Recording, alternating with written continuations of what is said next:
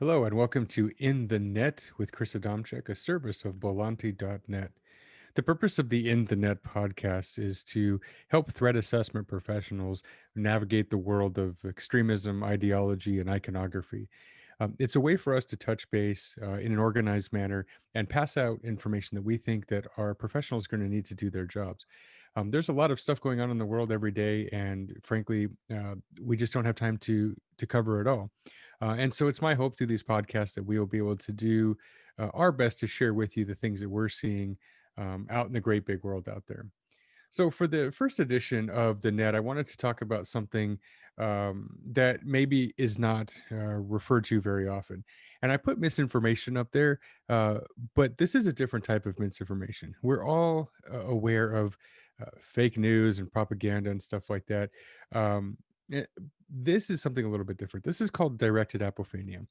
And let's start with the basics here. What is apophenia? So, apophenia is the tendency to, in your mind, uh, connect basically meaningless and unrelated items into one thing and then draw a conclusion from that. For example, you wake up in the morning and the first thing you do is trip as you're heading to the bathroom. And then you wang your head on the shower door.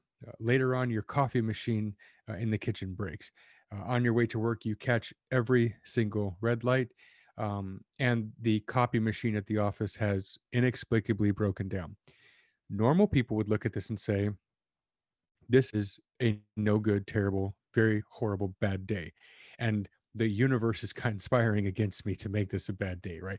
There's some invisible hand somewhere that's making this a bad day. And I don't know what it is, but I need to shake off whatever this voodoo is and get back to normal again.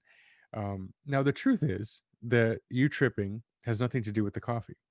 And the coffee has really nothing to do with the traffic, and traffic has nothing to do with the copy machine.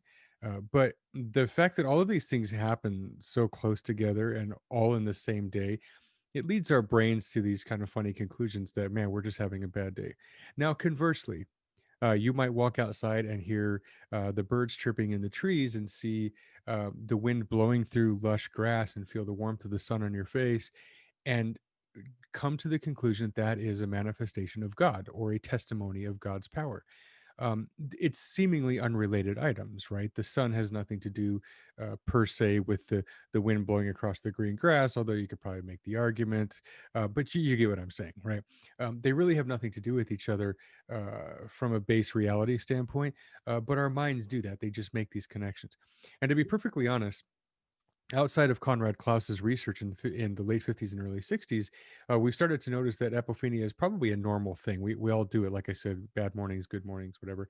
But it is an indicator of some other types of mental health crisis, especially if you start to relate things that are so radically different from each other that they have no connection whatsoever. And that can lead to what Conrad noticed in the late 50s was the beginning stages of schizophrenia. But the apophenia that we're going to talk about today is directed, meaning it's not you walking outside and seeing the sun, and it's not you having a bad day at work. This is a group of people or a someone who is guiding information purposely for the goal of bringing you to a specific conclusion. Now, conclusions are kind of a funny thing. If somebody comes up and tells you something that seems completely out of the norm, or maybe a conspiracy theory, most of us are going to look at that and be like, I really can't buy into that. I'm sorry. It sounds too outlandish. It sounds too absurd. But if I give you information piece by piece, and I know that the goal is to get you to come to the conclusion, but you don't know the goal, you're going to collect those little bits and pieces of information and you're going to assemble this puzzle. And the puzzle is going to come to the conclusion that I want you to come to, but I'm going to let you do it because you're going to have a much easier time being sure of that decision you've made than you are if I were just to come up and tell you something. Now, this has a direct application to extremism, and we're going to get to that in just a second.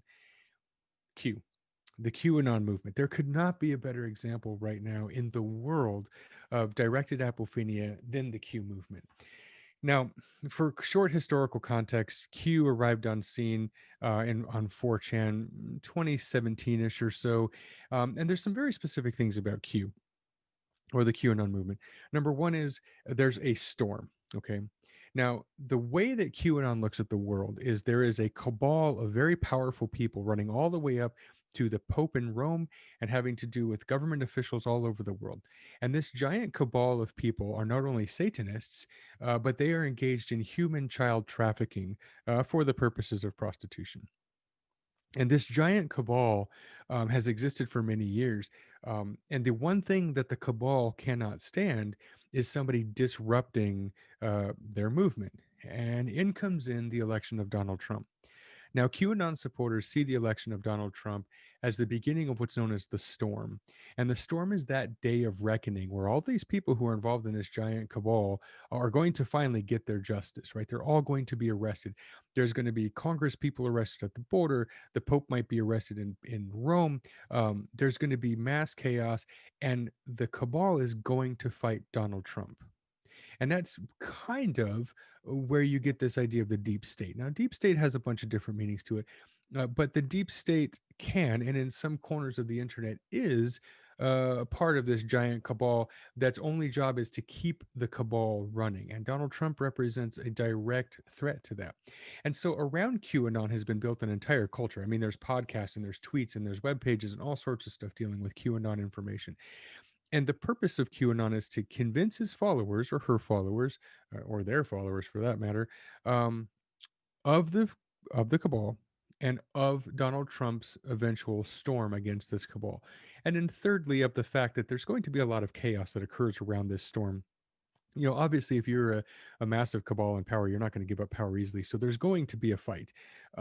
And Q presents this information out uh, and lets his people know, without saying, of course, that these bits and pieces are evidence of the end game, right?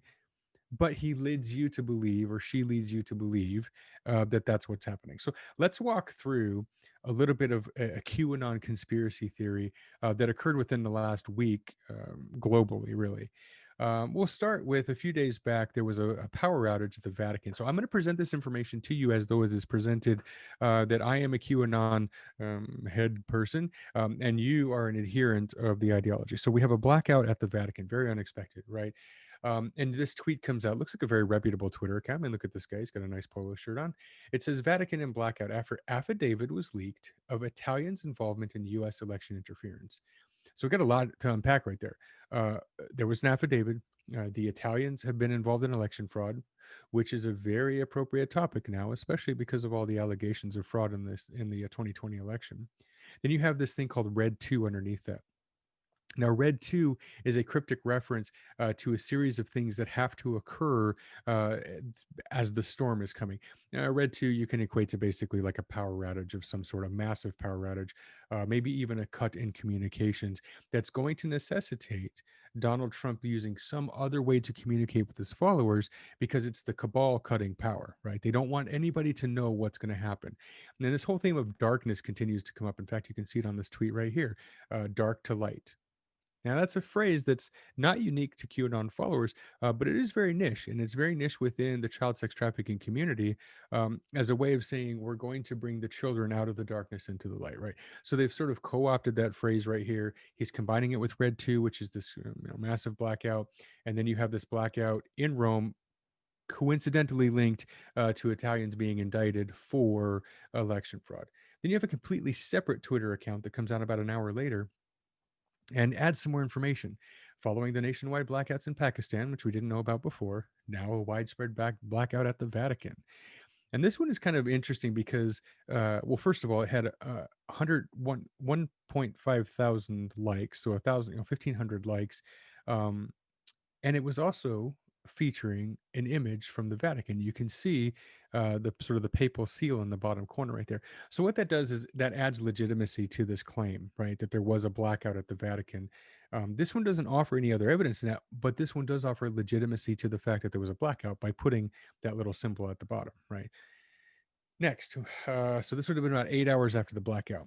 Vatican blackout. Pope arrested on 80 count indictment for child trafficking and fraud. And then just underneath that, a separate Twitter account stating, new Pope Francis personal doctor has died from COVID-19, the Vatican newspaper announces.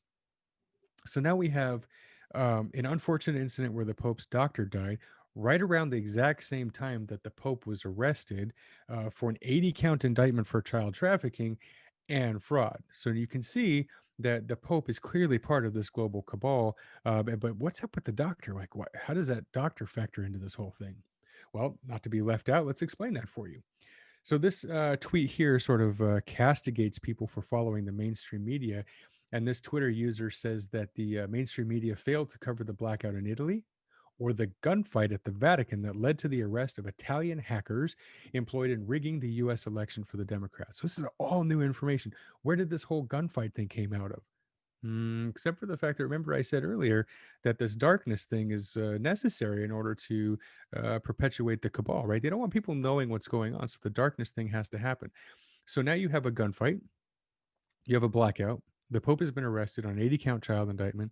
The doctor is mysteriously dead, right? Of COVID, quote unquote COVID, right? Could have been in this big gunfight right here. And then you have a separate tweet coming out saying, oh my gosh, look at this. After the blackout reports, Apple Maps shows that majority of roads in Rome are blocked off, right? And this tweet here comes out in connection with these other tweets about the blackout and with other tweets about an alleged gunfight at the Vatican. So you can see how the pieces are starting to come together. Somebody made a move at the Vatican for the Pope. There was a gunfight, and maybe, just maybe, the doctor happened to die in this whole thing. But why would the Pope be arrested? Well, the Pope is part of that giant conspiracy, right? He's part of the cabal. Now you have here in the U.S. Now this happened about 17 hours after the blackout at the Vatican. This is it's about an estimate. I'm just give me a break. I'm just estimating there. So inexplicably, the airspace around Reagan International Airport, which is in Washington D.C., is cleared out. It's closed out, right? And this hits Twitter like a storm, by the way. So why would you limit air traffic around Reagan International? And I've happened to live in DC for a while, and I know that they clear the traffic out for special events, VIP landings, right? There's going to be a movement of some sort, and then also severe weather. Well, it didn't happen to be weather on this one, right? Now, if I'm into the conspiracy, I think in my head, what does this have to do with the blackout? Well, the Pope was arrested. Where are they going to take the Pope when he was arrested? Part of what that arrest was for fraud in the US, right? You bring him right here to the US where he could be questioned. And you would clear the airspace out so that you could move the Pope off of the airplane into a vehicle and then move him somewhere. Where? Who knows? It doesn't matter. It just matters that the airspace was cleared. Now, we'll talk about the legitimacy of all of these claims right before we end this thing because it's important. And by now, you've probably got a couple questions about it, but just hang tight with me. We're almost done. We're almost at the end of the global cabal here. So just after the airspace is cleared, about an hour after the airspace is cleared, the flag at the White House is lowered to half staff. And this is put out by an official Twitter page. You can see the blue check mark up there. This woman is a journalist. And then it's picked up by other parts of social media and it spreads rather rapidly, right? Why would the flag be at half staff? Except for this could be a sign that the storm is in motion. Something is happening. The president ordered the flag at half staff. We don't know why, but I'm willing to bet it's because of all of these things that have happened the previous 24 hours and that the storm that Q has always told us about has finally arrived. And then, out of the strangest thing, as news reports begin spreading about the flag being flown at half staff, one of the cameras that covers the White House 24/7 goes down. Now, why does this happen? Why would anybody want that?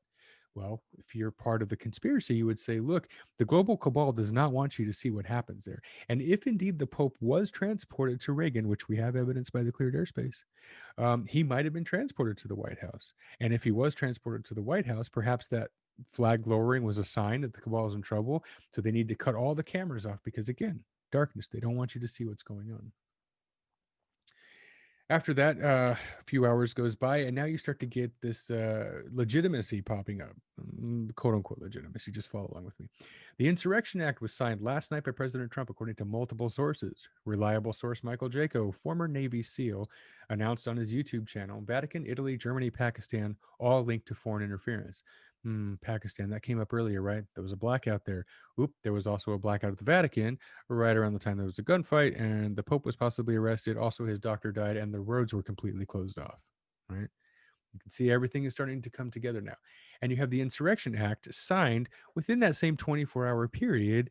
as the Vatican blackout and the Pope's apparent arrest. So the storm is indeed upon us, ladies and gentlemen. The cabal is about to fall. You have two other Trump supporting tweets come out that are very Q aligned. Trump signed the Insurrection Act, according to Simon Parks. I don't know who Simon Parks is. I know Simon. Well, obviously, this person knows, so there's some legitimacy there. The next one, I'm hearing the Insurrection Act was signed. The military is the only way. So, in order to keep the storm rolling, in order to fight the cabal, the president's going to need the military. So we have some more tweets here about the Insurrection Act. These words are important. This one here at the top sort of summarizes what I just told you in a very interesting way. Insurrection Act signed, question mark. Pedo arrests, arrest for pedophilia. Vatican goes dark. Pope arrested. Pakistan goes dark. GE sold to Chinese with military info. No idea where that came from, and we actually don't follow that in this podcast. Italy admits to manipulation of election. Okay, we saw that. Remember the very first tweet that came out? We saw that. Congressmen and senators arrested. Military takes over government. Trump controls, question mark. Better stock up. So the storm, right? This is the storm. This is why it won't happen in Italy and Vatican. This is sort of a response to another tweet, by the way, the bottom one. Vatican has been revealed as engaged in U.S. electoral fraud. Remember, we heard that earlier on. The Vatican blackout, Pope arrested, 80 count indictment for child trafficking. We've already heard that before. Fraud, I'm believing he's trying to say bribery there. U.S. treason. LARPs is it's a pejorative. It means live action role players. It's basically a way to make fun of people. They will face the reality of Trump's landslide win. So here, this tweet here starts to crystallize what's happening. All of this stuff over the past, let's say 24 to 36 hours that we've just talked about, going all the way back to the Vatican blackout, is all part of the fall of the global cabal. With what? With the conclusion that Trump is going to remain president because the fraud that was perpetuated against him has now been found out and codified in indictments, and now the testimonies are going to start rolling in about it. So this leads to the conclusion that Trump is indeed a legitimate president for his second term, and that he's going to be in control using the military. In order to do that, though, remember, we've talked about the Red 2 communications blackout, right? We know the cabal is going to fight back. So, friends, you will all be hearing from President Trump via the emergency broadcast system. So the EBS is going to be used by the president in order to address the country. Why? Because the cabal has control over social media, as is evident by what? By the fact that Twitter began shutting down accounts, Amazon cut Parler off, Facebook began purging things. You see, remember all that stuff that happened after the siege on the Capitol. If that's the cabal fighting back against Donald Trump and the Q storm, if you will. Here's a couple of other interesting tweets.